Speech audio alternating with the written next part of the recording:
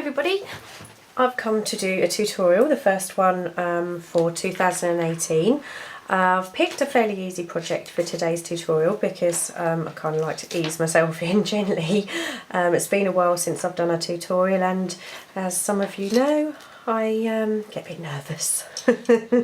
So I'm going to show you how I make my boho tassels. Lots of people have made tutorials of how to do this on YouTube, so please do look around because other people might have a way that you prefer to do this. I'm just going to show you how I've been doing it.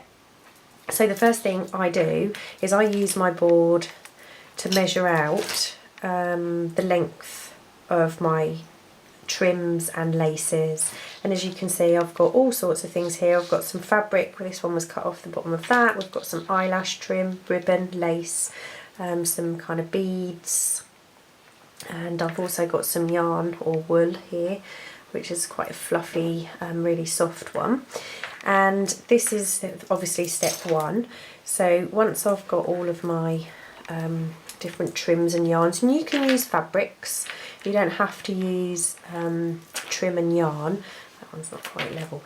As you can see, I've gone for a purple kind of theme for this one, but you want to use colours that are going to complement that as well, unless you want to use completely purple. So I've got the creams and the whites, and I've also got a little bit of gold and a kind of dusky pink in here. So I've got other colours too, and this is obviously just the selection that I've chosen, but you can use anything, absolutely anything. You can just use complete random colours, you can pick a theme, whatever you want. Now, the tassels that I had up in my Etsy store, I was using these kind of keyring attachments for them, and these work brilliantly. They are fab, and they're quite a nice size. But I watched a video recently from I'm a Cool Mum. Hi Jessica. And I'm sure her name's Jessica. Yeah. She used one of these. So for the tutorial I'm going to try and use one of these because I thought that was a really cool idea, as she is a cool mum. So what I do is I'm going to open that up and I'm going to bunch my trims together, and I'm going to find roughly the middle. Now my board is kind of, it roughly goes to 17, so I've gone sort of kind of here, and I'm just going to, you'll have to thread it through if you use one of these rings. It's quite easy, and you can always straighten them up if they're a bit on the huh. So I'm just going to pick most of these up, all but one, and I'm just going to tuck that under there, and I'm going to close the ring. So I've now got all of my trim threaded through my ring, and I'm just going to pick that up, and you can see that's roughly half, and we straighten up the edge at the end so it doesn't matter. So while I've got it like this, the next thing I do is I grab my waxed linen thread, and I use 2 lengths of my board. And the reason I use waxed linen thread is because if you use embroidery floss, it looks very, very pretty. The only thing is, when you tie your first single knot, when you try to tie your second knot, it just loosens, and I found I could not get a tight enough knot. So I use this because once you tie your first knot, it actually becomes quite secure and it sticks. Anyone who's used this linen thread before knows what I'm trying to say. So I'm just moving that aside. I've found roughly the centre of my piece of thread, and I'm just going to lay that down like this. Okay, so now this is the fiddliest bit, I think, of this whole process. What I'm going to do is I'm going to twist slightly and pull my yarns together. I'm sorry if the lighting is not very good because, as I said yesterday, the UK weather, you never know what you're going to get, and it's going between sunny and cloudy at the moment. So I've got my yarn, my trims, and I'm going to lay them over this wax thread and try and get it in the right place. And this is the tricky bit. where you actually tie your first knot.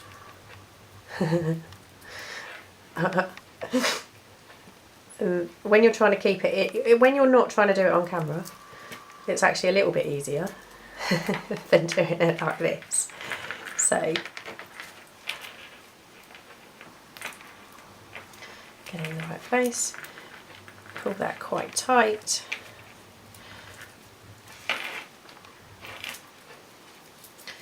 Could do with coming up a little bit, I think.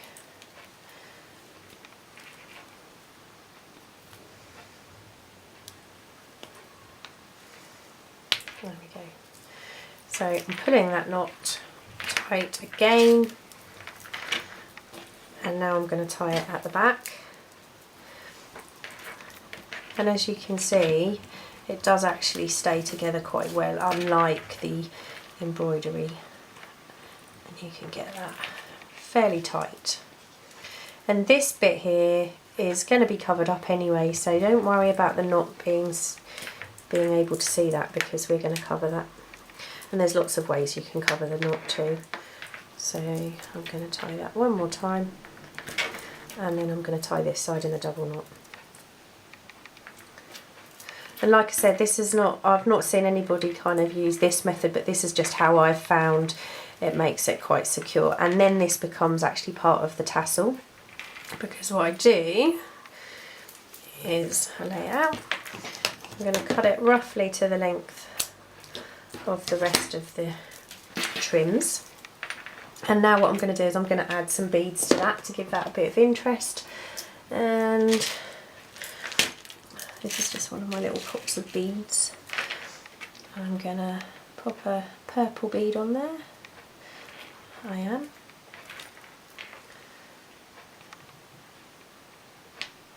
And again, it's easier if you're not trying to do this in the camera. There we go. And I think I'm going to pop probably 2 on each one, I think. I'll put 2 on there.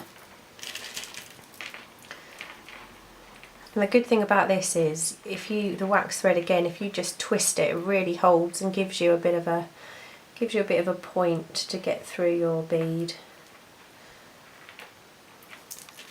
So just put the second one on there. There we go. So depending on how high you want these, you can now tie off the double knot.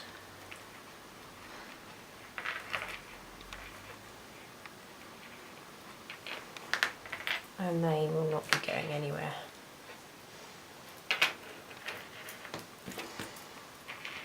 I hope you can see this okay. I've still got a bit of a funny voice, so I apologise, and I hope you can hear me okay, actually, because when I do the flip throughs I'm usually a bit closer to the camera. Okay, so if you don't want the end bits, you can trim those, get rid of them. So that's the first part of our tassel, and we've also got the beads and it's tied. So the next thing is some of these thicker laces, I like to pop in some more beads. So these beads, I was looking for one of those earlier. These beads, some of them I've purchased from Suzanne Thomas at Wild Child Treasures, and some of them she has sent me as Happy Mail. So I'm going to just pull out a few purpley coloured ones, I think maybe 4 possibly. And again, you can use your complementary colours, you don't have to stick just to the colour of your charm. So I think that one's quite nice, use that. There's another second one of those. Yeah, maybe those. So I've picked up four of these. Now I might not put these all on. Oh, sorry, just finding a tool. I might not put these all on camera because you know how it is. I'm trying to do a tutorial. Now this is a little bit more tricky, which is why I've got my pokey tool. Take your bead and use your pokey tool, stick it through, and again just tie a knot, because that will hold the bead in place. You could be posh, you could sew it, I suppose, but a knot is enough to kind of hold these in place. So I might put some on the white lace. Oh, I'm sorry if this is getting a bit long already and a bit boring. Ooh. Tuck that in.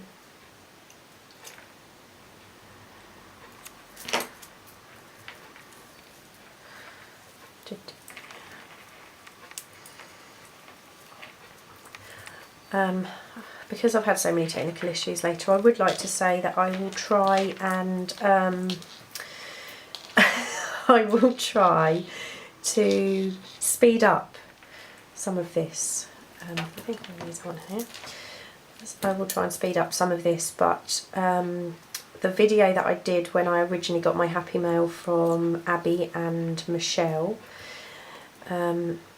that's where it kind of all started to go horribly wrong, when I started to edit, and I'm pretty sure it had nothing to do with me editing a video, but I'd also changed my internet provider, so nothing was compatible with anything anymore. My printer wouldn't work, well, neither of my printers would work. You know how it is. I've heard lots of people talk about their technical problems, so I know I'm not alone. This one's going to be the one that I'm not going to be able to do on camera, isn't it? And the more you try, the harder it gets. Hey, look at that. Haha. So I've already got some ideas for some tutorials, but please, if there's anything, I think it was, I can't remember who asked me to do a tutorial on the mixed media covers that I did, so that will be coming up. I will be doing one of those. So we've now got kind of beads, and we've got pretty trims, and I already think it looks pretty good, but we've still got a few more steps to go. So that's the majority of the charm done, and at this point what I'm just going to do is I'm going to trim off some of these edges. I can't find my good scissors, so I'm using rubbish pants scissors. Yeah, see, told you, pants scissors. There we go. And the other thing is, obviously, these can all be cut down. If they're too long, if you don't like charms this long, you can cut them down. You don't have to make them quite as full. You can, you know, just make some of them. The ones in my Etsy store are much thinner, actually. This one is for a gift, so I wanted this one to be quite chunky. So the next thing is the charm, and it's a detachable charm. Oh, the lighting's really bad, so just bear with me a moment.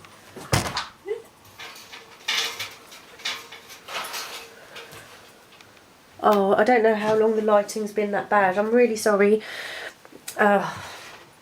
Hopefully it's watchable, and if not, like I said, there's lots of other people who have done this and probably done better videos. Anyway, charms. I've started this so you don't have to be watching me do the same thing over and over and over again. I've got a small length of chain. I've attached it with a jump ring to my lobster claw clip, and what I've done is I've made a few little bead charms. I mean, I'm not a jewellery maker, so I don't have a massive selection of gorgeous stones and things, but I've made some little charms. I've also got a bumblebee, I've got a little key, I've got some bells, and I've just got two more to add that I thought I would do on camera, or attempt to do on camera, because it's gonna, you know, it's gonna go wrong. You just do. You just know. So, I've got pointed flat pliers, rounded. I'm not quite sure what they're called. I've got my little roundy pincery bits that I use to twist the top of the charm, and I've got some flat things. I've also got a cutty pair. I'm sure jewellery makers out there will know the correct terms, but anyway, I've got a flat pair and a roundy flat pair. So what I do is just grab my jump ring. I hope you can see. Should I zoom in? Should I zoom in? Hello.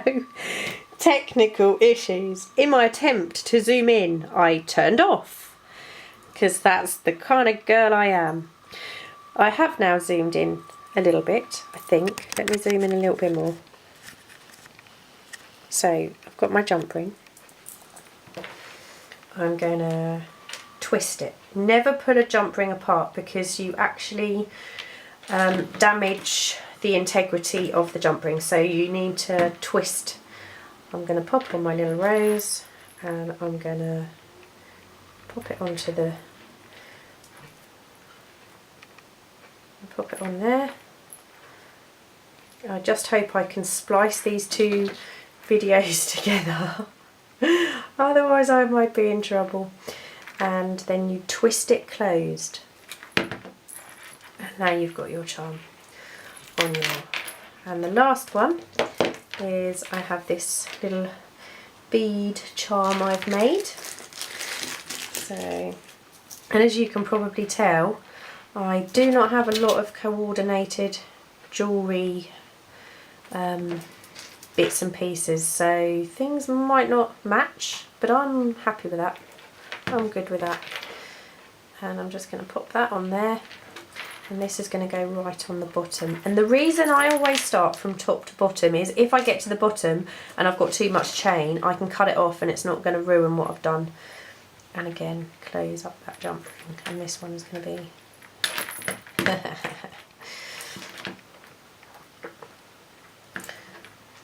there we go. And now we've got our charm. So it's quite a chunky one, and then that will go on here, but we've just got one more step to do to this first. So I was thinking this, I'm not sure if it's gonna, yeah, I think that might work. What you can also do is, let's see if that goes. You can do the same thing where with the wax thread, where you make this longer and you wrap it round several times and tie that, and then that can then also become part of the, I don't know, what should we do? I'm not sure those sequins are going to sit very well, so I'm going to go for this. So I'm just going to cut off a length. I'm just going to zoom out a little bit because I zoomed you in. Oh, if only I was technically minded, I could... I'm so sorry, guys. I really am. Oh, and now I'm just going to wrap that way. And then I'm going to wrap this way. Oh, I quite like that. Yep, I'm happy with that. And I'm going to do the same again. I'm going to tie this off. You've already got that wax thread keeping everything tight, so this is not doing a job. This is just decorative, just for show. Is that enough, do you think? Wrapped enough? Yeah, I think so. And then again, just going to trim that off, get rid of that. So we've got our beads, and now I'm just going to pop this. I'm going to pop that on there. So I'm sorry about the turning you off instead of zooming you in.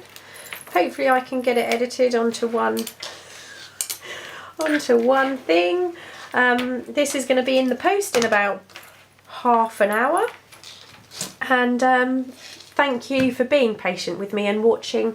As always, you're awesome. Thanks again. See you later. Bye.